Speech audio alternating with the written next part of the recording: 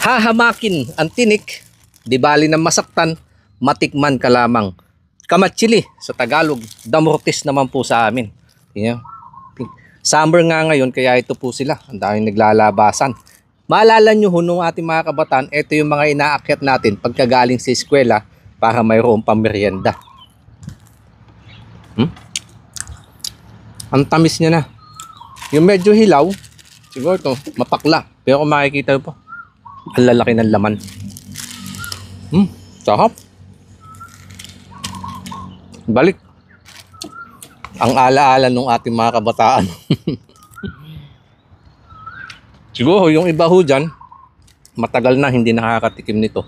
At nung nag-upload ako na to, may nag-comment nga po na pwede daw siyang gawing ulam, gulay. Kaya ang tabayanan nyo po yung susunod kong upload. Ito yung nilinisan ko. Ihahalo ko siya sa mga gulay-gulay.